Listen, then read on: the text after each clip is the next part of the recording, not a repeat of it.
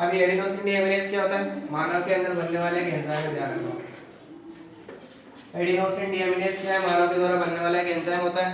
ये एंजाइम क्या करता है, जो अपने बॉडी के अंदर डब्ल्यूबीसी होती है ना, उसको परिपक्व करता है, मैच्योर करता है। और तुम आपको जानते हो कि डब्ल्यूबीसी अगर परिपक्व या मैच्योर होगी तो आगे जाके किसको मजबूत करेगी? अपनी इम्यूनिटी को, यानी प्रतिरक्षा को। तो जितनी ज़्यादा डब्ल्यूबीसी तुम्हारी परिपक्व या मैच्योर होगी उतनी ज़्यादा स्ट्रॉन्ग क्या होगी? इम्यूनिटी। और जितने भी प्रकार के रोग हैं उनसे लड़ने की क्षमता मिलेगी। ये बात जानते हो। दिक्कत क्या है कि अगर एडिनोसिन की डेफिशिएंसी हो रही है, एडीए की कमी हुई है, तो इसकी कमी होने की वजह से एडीए एंजाइम में कमी आएगी। एडीए एंजाइम में अगर कमी आ रही है तो डब्ल्यूबीसी का मैच्योरेशन होगा क्या? नहीं होगा। तो इसके मैच्योरेशन में कमी आ जाएगी, और जब मैच्योरेशन में कमी आएगी तो इम्यूनिटी यानी प्रतिरक्षा क्या हो जाएगी? उस व्यक्ति की कमजोर हो जाएगी। ठीक है, तो इम्यूनिटी क्या हो जाएगी इसकी? कमजोर। और इम्यूनिटी कमजोर होने की वजह से जितने भी प्रकार के रोग होते हैं वो सारे होना शुरू हो जाएंगे। जैसे निमोनिया हो जाएगा, ठीक है, निमोनिया के साथ में एक और क्या हो जाएगा? कैंसर हो जाएगा, टीबी हो जाएगा। तो ऐसी अनेक बीमारियां जो अभी अपन नॉर्मल स्टेज में अपन देख रहे हैं ना, अपने पास अलग अलग प्रकार के बैक्टीरिया अपने सराउंडिंग में, टीबी का भी बैक्टीरिया, निमोनिया का भी है, कैंसर का भी कुछ हो सकता है, वो अपनी बॉडी के अंदर जा रहे हैं पर उनको कोई प्रभाव नहीं हो रहा है। क्यों? क्योंकि अपनी इम्यूनिटी क्या है? स्ट्रॉन्ग है। और क्यों स्ट्रॉन्ग है? क्योंकि अपनी बॉडी में क्या बन रहा है? एडिनोसिन डीएमिनेज, जिससे अपनी डब्ल्यूबीसी क्या होती है? परिपक्व। तो अपनी डब्ल्यूबीसी इतनी मजबूत है कि सराउंडिंग में जो बैक्टीरिया वो अपने को कोई नुकसान नहीं पहुंचा पा रही। पर अगर किसी व्यक्ति में इसकी कमी हो जाती है तो उसकी डब्ल्यूबीसी परिपक्व न होने के कारण उसको वो सारी बीमारियां होने लगती है जो कि नॉर्मल व्यक्ति को नहीं हो रही है। तो ये बीमारी सारी किसको हुई थी? 4 साल की लड़की को 1990 में। और बीमारी क्या थी? एडीए की डेफिशिएंसी। अब इसको ट्रीट करने के लिए तुम्हारे पास क्या क्या तरीके हो सकते हैं? पहला तो तुमको ये पता चल चुका है इसकी डब्ल्यूबीसी क्या है? खराब है।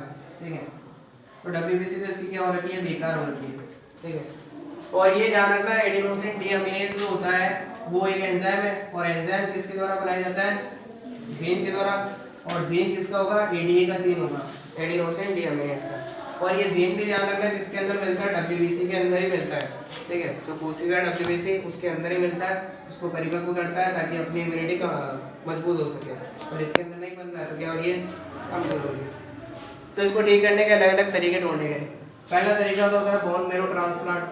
ठीक है, तो पहला तरीका तो क्या ढूंढा गया? Bone marrow transplant.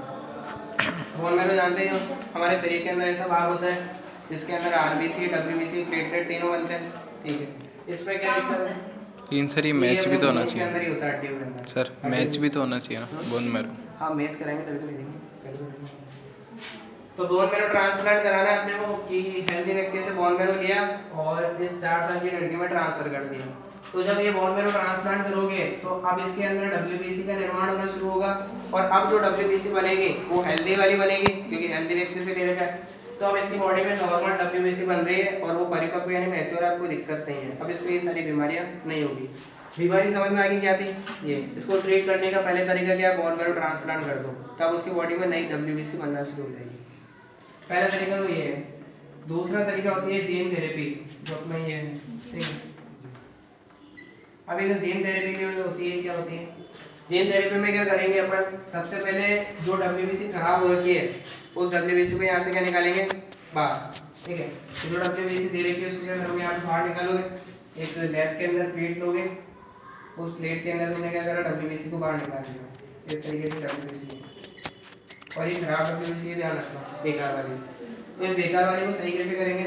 सबसे पहले क्या करते हैं अपन? एक नॉर्मल हेल्दी ह्यूमन लेते हैं। ठीक है, अब जो हेल्दी ह्यूमन है उसकी बॉडी में अपने पास डब्ल्यूबीसी मिलती है बहुत सारी, तो ब्लड निकाल लेंगे। ब्लड निकालने के बाद उसमें डब्ल्यूबीसी मिलेगी। उस डब्ल्यूबीसी में किसका जीन मिलता है? एडीए का जीन मिलता है जो कि एडिनोसिन बनाएगा। अच्छा, अब इस जीन को तुम किसके अंदर ट्रांसफर करोगे? इस वाली डब्ल्यूबीसी में जो बेकार है, जिसके अंदर एडीए का एंजाइम नहीं बन रहा है।